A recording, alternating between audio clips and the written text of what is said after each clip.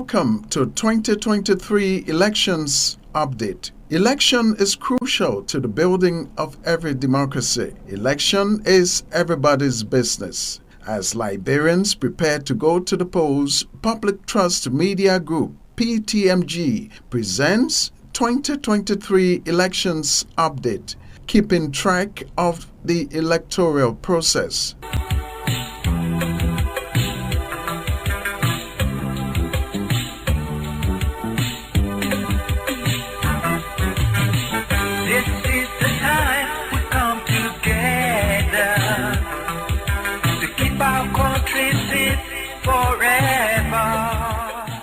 This is a half-hour radio program exclusively devoted to elections issues in the countdown to the 2023 presidential and legislative elections, and this is edition number 3. I'm Frank Sainworla in Monrovia.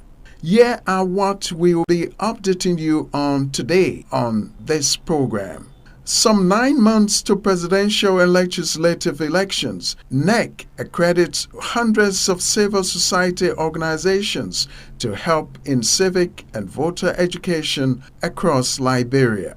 43 represented the 300 plus organizations, community-based organizations, faith-based organizations that applied for accreditation. State security forces and the media make commitment to respect terms in the first comprehensive national framework document on ensuring safety of journalists ahead of the October 10 polls.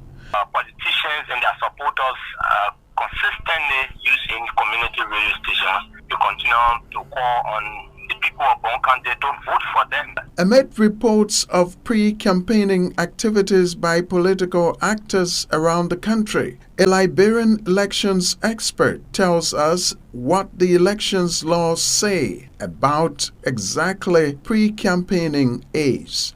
Pre-campaigning is any activity that is engaged in by a political party or an individual who intends to contest the election, to put that person ahead of the other or aspirants or political parties. This is the time we come together to keep our country safe forever.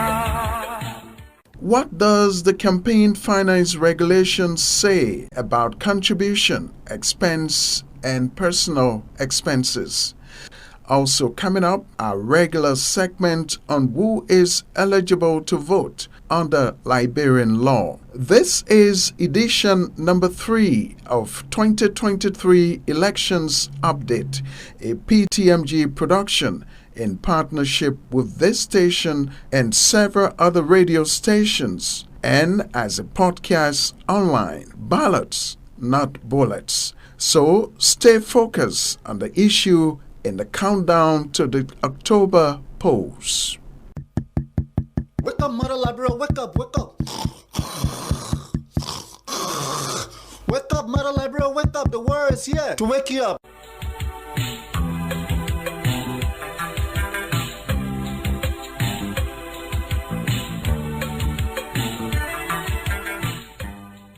Welcome once again. This program will bring you in-depth coverage of the elections, what lessons have been learned from past elections. It focuses on the issues, not personalities, spotlighting the laws, guidelines, and regulations governing the electoral process, as well as the civic roles and responsibilities of both voters and those to be voted for. This program also promotes free, fair, transparent, credible, and violence-free presidential and legislative elections.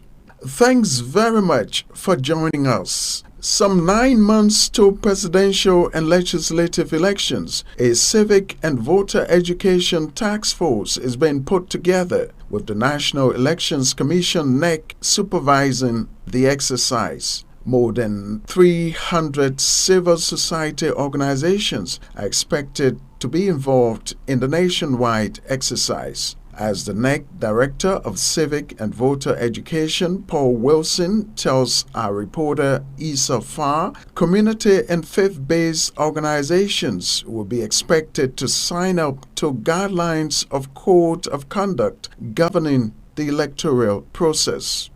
Well, again, we are making progress. In furtherance of our activities, we met with civil society organizations to review the code of conduct.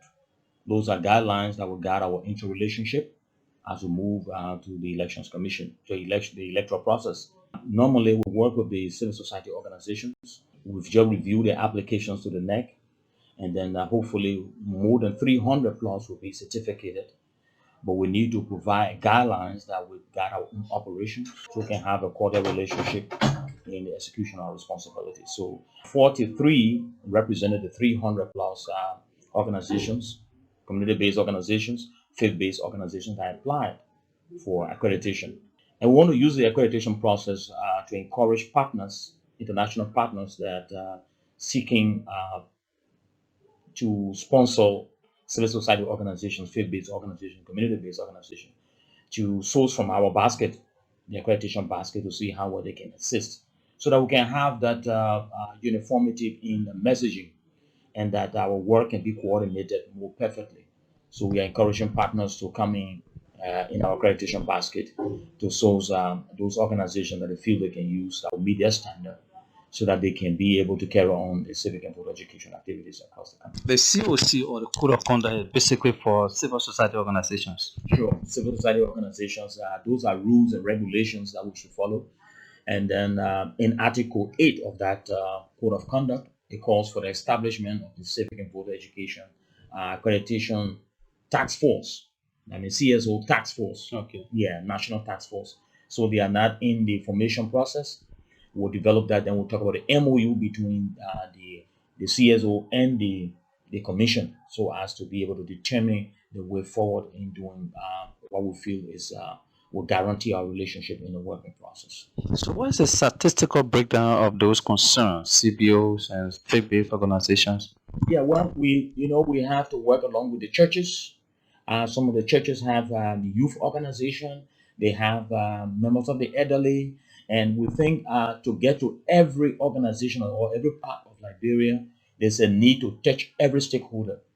And the church being the moral of our society, we think it is important to get to them so that on a Sunday, they can say something about the electoral process to their congregation.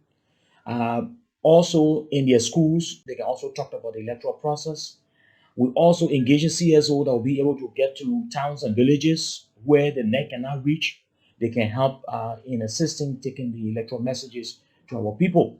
So the community base are also situated in the communities. During their time, they can also have a conversation with their people in different conversations to see how well the electoral process can touch every sector of our society. What is the goal or objective behind this code of conduct, and do you have any penalty for anyone who breaks that midway the electoral process? We can revoke your accreditation, and then if there's any grievous crime, we turn it over to the government so that they can take the necessary action, because NEC does not have prosecutory power to punish people. But I think the code of conduct is just to guide our work, not to look for those who will, transgress or what have you. Paul Wilson, Director of Civic and Voter Education at the National Elections Commission. He was talking there to our reporter Issa Farr. Besides transparency and credibility of the ongoing electoral process, there is concern about ensuring a violence-free election. This includes the safety of journalists who are watchdogs of society and who are indispensable to ensuring free, fair, and democratic elections. Ahead of the October 2010 presidential and legislative election, a comprehensive national framework for the safety of journalists has been launched in Liberia. Launched in Monrovia recently, the framework was developed by the Media Foundation for West Africa with support of its national partner, the Center for Media Studies and Peace Building in Liberia, CIMES. Both state security forces and Liberian media stakeholders were involved in putting the framework document together aimed at reducing impunity for crimes against journalists. Malcolm Joseph is Executive Director of CIMES. The Safety of Journalists document that we launch here today is intended to fill that void created by the lack of national consensus on a commitment to protect journalists from acts of impunity.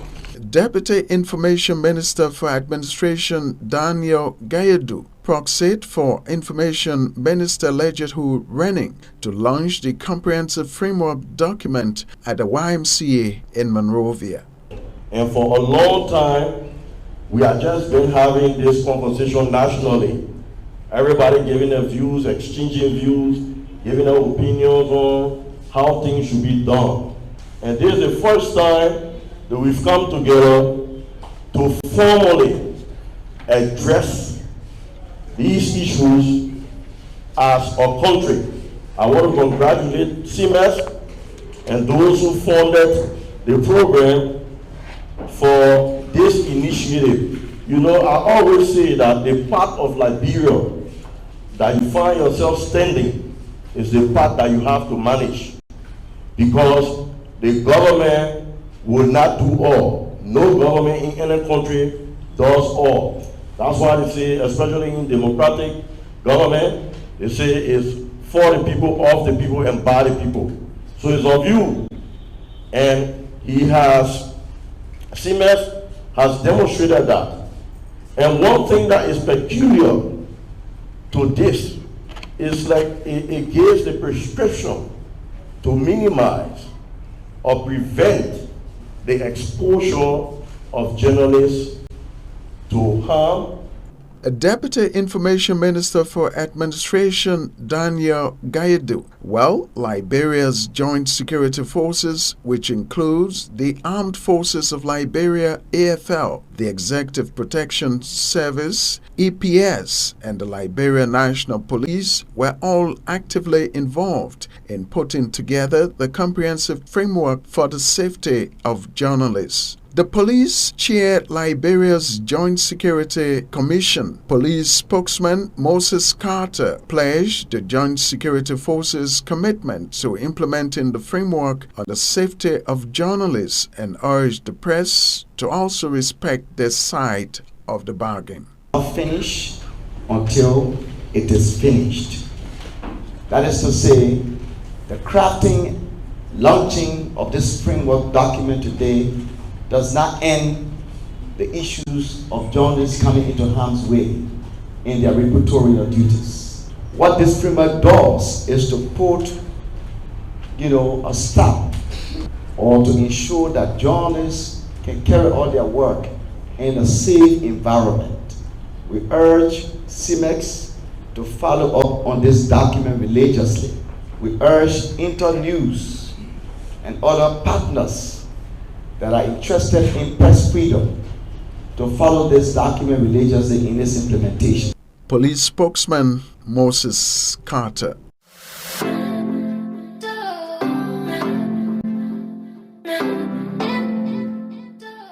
We took this break to bring you this special information. Public Trust Media Group, along with several radio stations, including this station, brings this weekly production of 2023 Elections Update to fill you in with the laws, processes, and happenings relating to Liberia's elections on October 10. This program informs and educates you, our listeners, including first-time voters. Public Trust Media Group, however, looks up to you, Liberia's development partners, civil society organizations, and pro-democracy group for partnership and sponsorship of this program. Please email us on fsainworla@yahoo.com or call 0770-755-173 or 0888-311573. Thanks for being part of the change maker.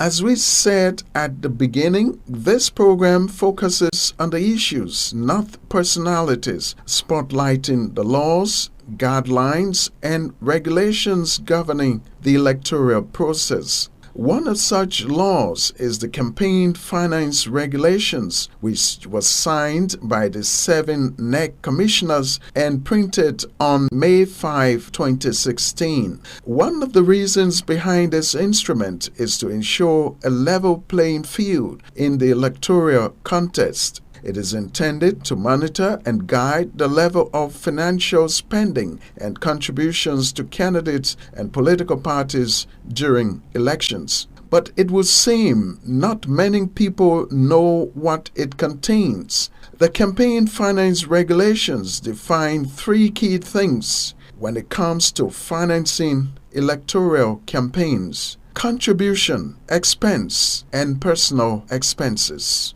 First, the campaign finance regulations say contribution means a gift, subscription, loan, advance, or deposit of money, or anything having pecuniary value which is donated to a candidate, campaign treasurer, or a political party for use during an election campaign. It includes donations by a political party to the campaign of one or more candidates supported by the party, donations by any candidate to his own campaign, and donations in kind, gifts, goods, and services, except the value of services of individuals who volunteer without compensation, and the value of loans made in the ordinary course of business where repayment is required and interest is charged. According to the campaign finance regulations, expense means any purchase, payment, distribution, loan, advance, deposit, or gift of money or anything of value that is either made by a candidate or political party for an election campaign, or which is made with the knowledge and consent of a candidate or an authorized agent of a candidate or political party for an election campaign. An expense shall also include disbursements for any news story, commentary, or editorial distributed through the facilities of any broadcasting station, newspaper, magazine, or other periodical publication, or such facilities that are owned or controlled by a candidate or a political party. Finally, this is how the campaign finance regulations define personal expense. The term personal expenses means all expenses that a candidate would have incurred, irrespective of his or her candidacy, such as payments for personal clothing, rent, mortgage, utilities, vacations, personal expenses of family members, and other expenses that are not related to campaigning for office. Political party means an association registered as a political party which supports a candidate or candidates in an election. Well, if you've just joined us, this is 2023 Elections Update, a half-hour radio program exclusively devoted to elections. In the countdown to the 2023 presidential and legislative elections, ballots, not bullets.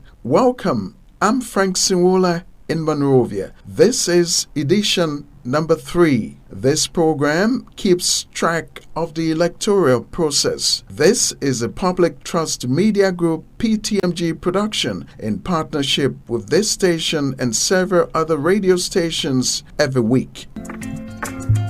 Let no tribe or tongue divide. Our heritage is one. Let our aims and dreams unite. Our destiny is one. Let's build a new society.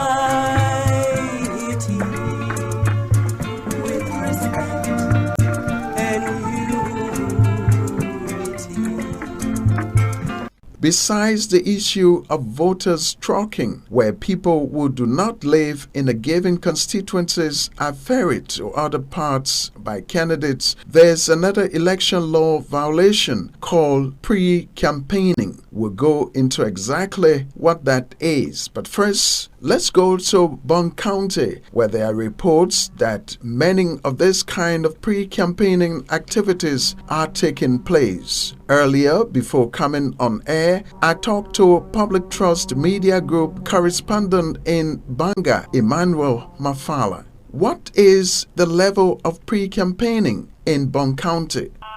Let me say thank you so much for giving us in Central Liberia this opportunity. For us in Bond County, the case is not strange. It has been happening, and this is the same thing that is happening.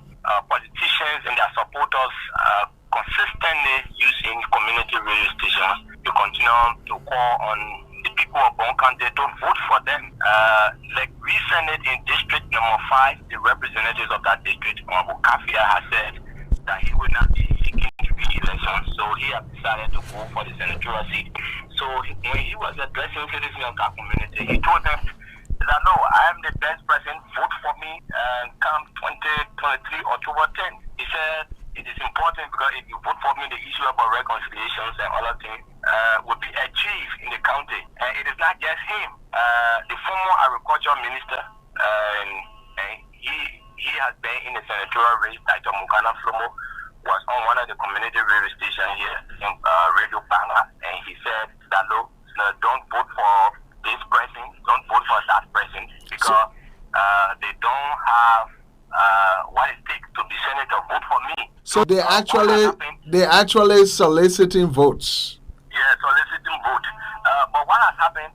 There have been other civil society organizations like Mr. George Philip Moba, who happened to be the coordinator of the Justice and Peace Commission, the regional coordinator. He has said, look, it is not called for because it is only the National Elections Commission that has that authority to declare campaign open. But if we see people in the county and they start to tell people, say, vote for me, if yes, you can sell your candidate, but not to say vote for me at this time. It is still early. So they were calling on the upper bound election magistrate, Mr. Daniel Newden, so that he can be able to talk to people in the county, so that they can stop canvassing, so that they can start soliciting votes, so that they can start telling people say vote when we are not in campaign time.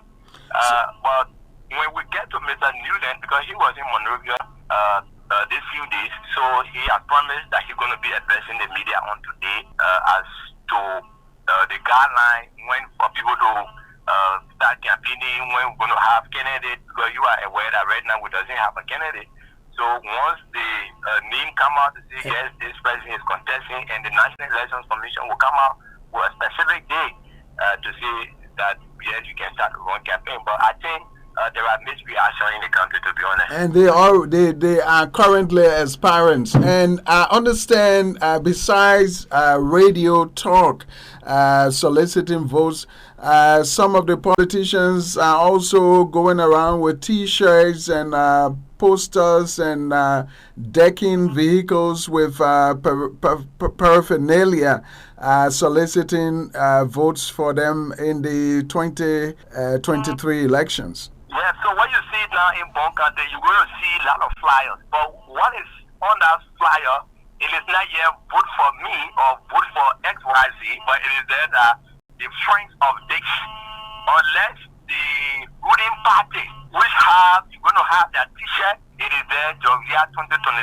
but you cannot have on it that vote this person. But you can have, there have been T-shirts in the county, people are printing T-shirts. What is on it is the friends of XYZ, the friends of this. That is what happening in the country. But those friends, community, yes. Emmanuel, finally, those friends of this and that are actually engaging the citizens and actually telling them who to vote for. Yeah, it is clear. That one, it is not a secret. People are moving from communities to community.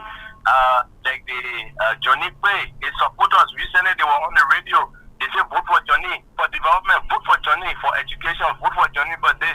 The former superintendent for the county, Dr. Rennie Banama Jackson, his supporters, they have a radio program on one of the community radio stations they call Born for Rennie. So that platform, it is there to sell the message of Dr. Rennie. And when the guys are on the radio, they tell their supporters and they tell the people of the county, vote for this.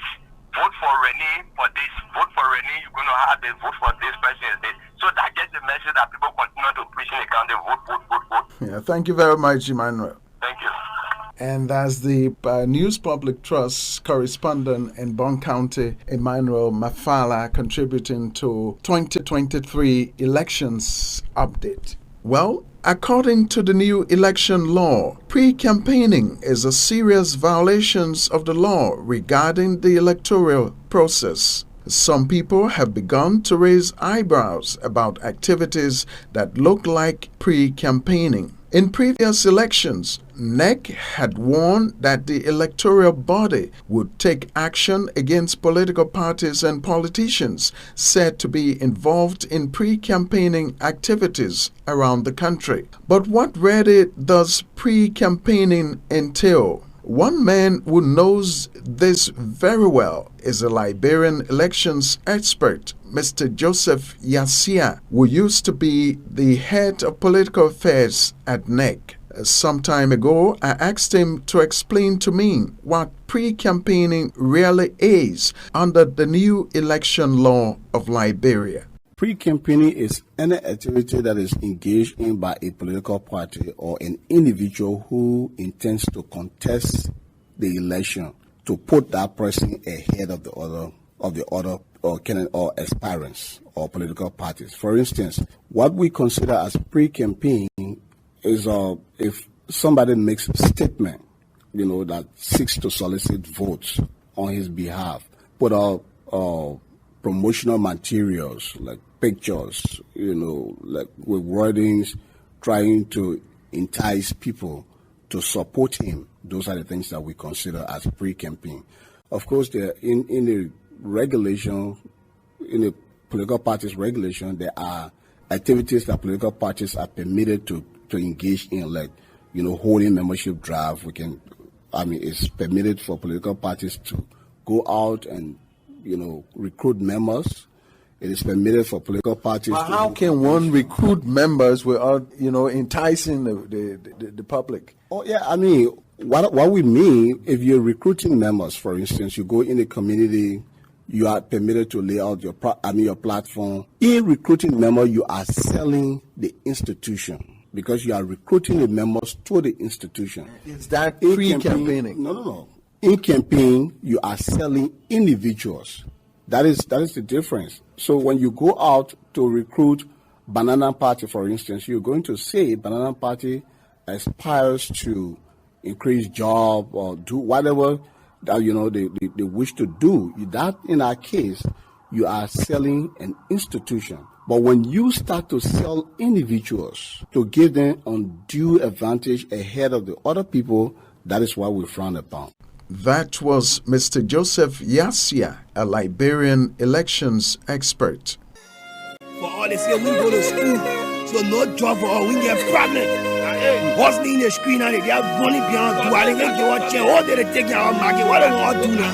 Well, I'm a graduate of the state-run university, and everywhere I have applied, they are asking me for 10 years experience, and that is impossible. We the AFL them widows, the government promised us our husbands benefits, and up to now we can't see it. No good road, no good school. The health sector poor. Now anything that can jack a boat, the politicians stay giving us empty promises. What happened now? Who to trust? In fact, who rather lay in a complaint to? They will listen to all what they in power.